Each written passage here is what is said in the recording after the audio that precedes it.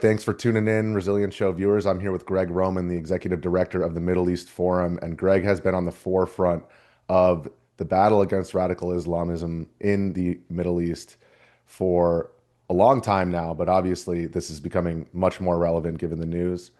Greg, I wanted to start with an exchange that took place in the White House briefing yesterday. Caroline Leavitt was asked about Trump's comments that Iran has the capability to basically deliver nuclear warheads within 2 weeks. To follow up on how close Iran is to a nuclear weapon, can you clarify when the president said a few weeks away, did he mean obtaining enough enriched uranium to start building a weapon, or did he mean Iran is a few weeks away from completing the production of a weapon? I'm glad you asked that, Ouija. It's an important question, and it's one, frankly, the media has been getting wrong. Let's be very clear. Iran has all that it needs to achieve a nuclear weapon. All they need is a decision from the supreme leader to do that, and it would take a couple of weeks to complete the production of that weapon, which would, of course, pose an existential threat not just to Israel, but to the United States and to the entire world. Can you just give me your reactions to those comments? Sure. So if we just look at basic nuclear militarization technology, the bombs that exploded over Hiroshima and Nagasaki were at a 60% enriched uranium, and the other device, a smaller plutonium amount, which was able to cause massive devastation over Japan, which ended World War II. The Iranians, prior to the launch of Israel's Operation Rising Lion, were at a point that they were enriching past 80%. So you need to get about 90% to get that ultimate level of enriched uranium to be able to meet the optimal conditions for a bomb. But the Iranians were well on their way there. Now, it's not just about enriching the uranium. You also have to have the delivery vehicle. And we've seen how successful the Iranian missiles, even if they only get 3 to 4% past Israel's Arrow anti-missile defense system, they've been able to deliver highly enriched, highly explosive warheads into civilian population centers.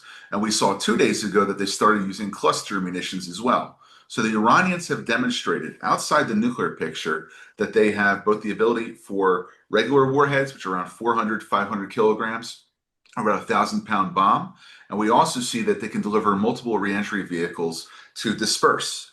Now, if you combine their missile delivery technology with what is needed to create a fissile device, you have to have the right amount of explosives, you have to have the detonator, you have to have the ability to shape the nuclear charge, and you have to be able to put it all together into a warhead. Three separate agencies, the Defense Intelligence Agency, the Austrian Intelligence Agency, and Israel's Mossad, all separately, independently verified and authenticated the Iranian march towards a nuclear weapon.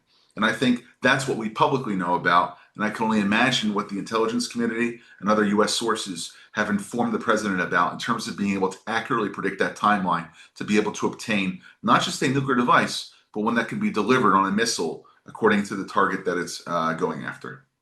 And I wanted to do an interesting exercise here and put ourselves in the minds of the Iranian regime here. And I know that might be difficult for the Western American mind, but obviously you're an expert on the topic. And what's the calculation here? So obviously, a lot of their anti-aircraft systems, a lot of their top military officials have been eliminated. What is the calculation here? What is the cost-benefit analysis of why it is that they are so hell-bent on enriching uranium to the point where they can create a nuclear warhead?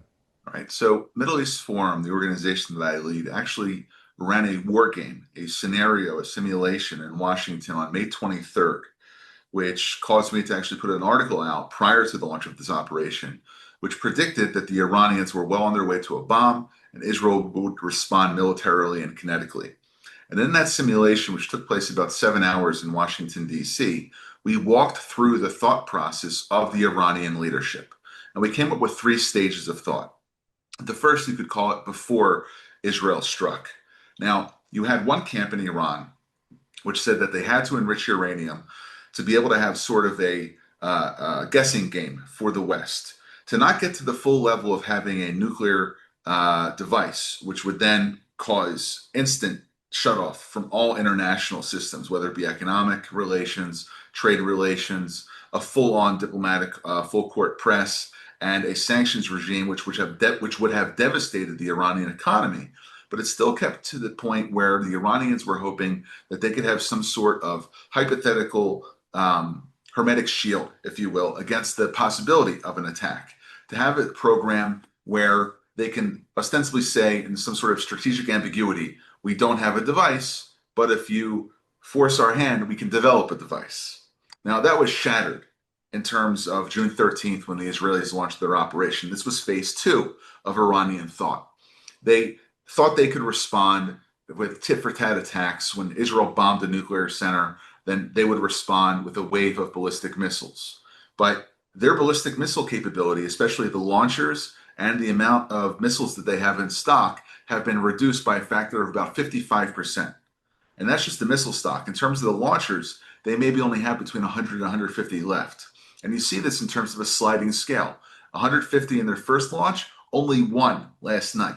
So they're really running out of options in terms of delivering a, we call it a symmetrical, but a tit-for-tat response, which would show that Israeli city centers were under threat as much as the Iranian nuclear program, the missile delivery systems, the symbols of regime power are constantly being bombed by the Israelis. So now they get to the point where they have to focus on the third phase, which is regime survival. Mm-hmm.